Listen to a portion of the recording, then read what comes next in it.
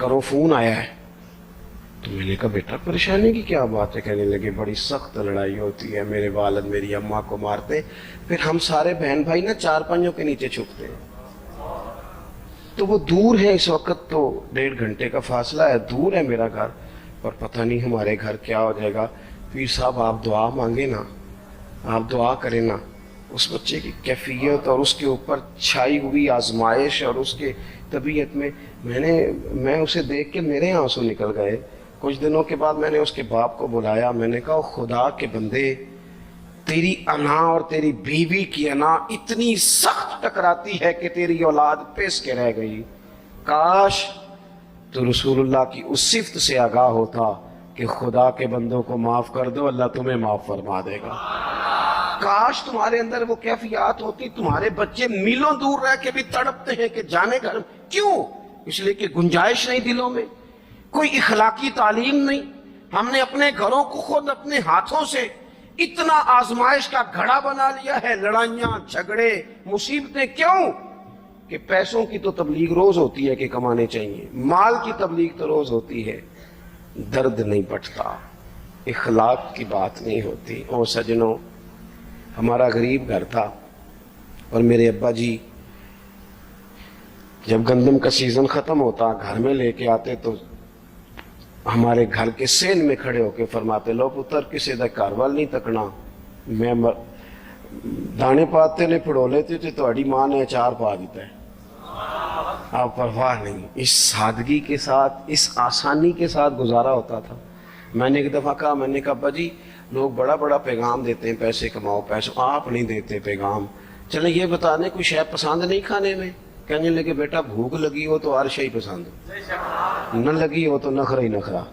اگر طلب ہوگی تو یہ بھی تمہیں نفع دے گا، لیکن اپنے گھر میں سکون رکھنا، اطمینان رکھنا، اس ٹینشن سے اپنے ایک دوسرے کو اخلاق کا سبق پڑھائیں، دلوں کی نرمی کا درس دیں، تھوڑی سی کوشش کریں جس سے ہمارے گھر بچ جائیں.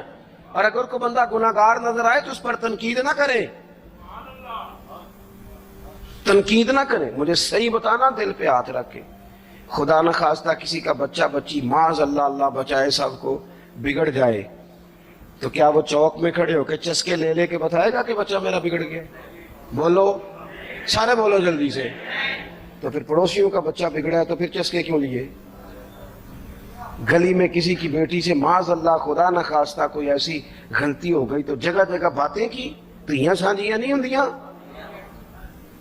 اپنے بچے کے بارے میں جب تو کہتے چھپ جائے بات، دیکھنا. حضرت سیدنا جنید بغدادی کہتے میرے ماموں تھے حضرت سری سختی، میں اپنے ماموں سے ہی بیعت تھا، انہی کی خدمت میں رہتا تھا.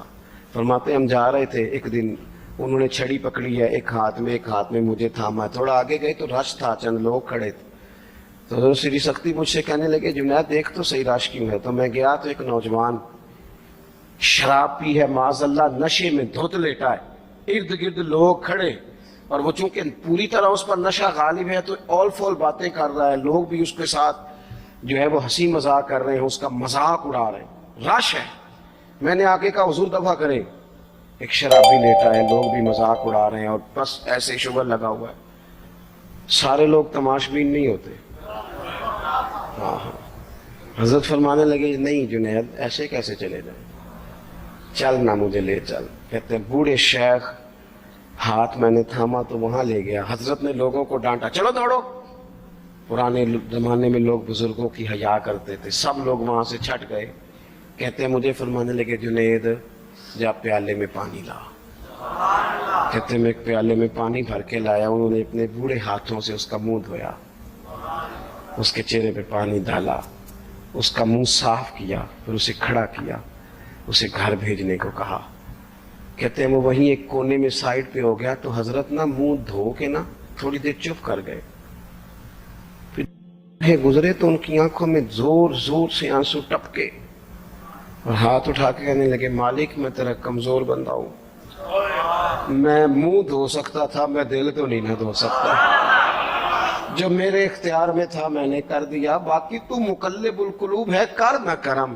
یہ کسی ماں کا بیٹا ہے، کسی خاتون کا شوہر ہے، او بھائی جو نشے پہ لگ جائیں ان کے بچے باپ کے ہوتے ہوتے یتیموں جیسی زندگی گزارتے ہیں، لوگوں کے مانگ کے کپڑے پہنتے ہیں۔ کسی نے کہا تھا اگر دشمن سے زیادہ بدلہ لینا ہو تو اسے قتل نہ کرو، نشے پہ لگا دو۔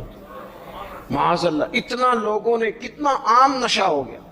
کہا اللہ میں نہ منہ دھو سکتا ہوں، دل نہیں، دل تو دھو سکتا ہے، دھو دے۔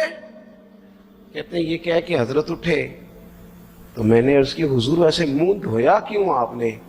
تو فرمانے لگے اس لیے دھویا ہے کہ جب تک منہ سے بدبو آتی رہے گی اتنے لوگ سونگتے رہیں گے، اس کے شرابی ہونے کے گواہ بنتے رہیں گے۔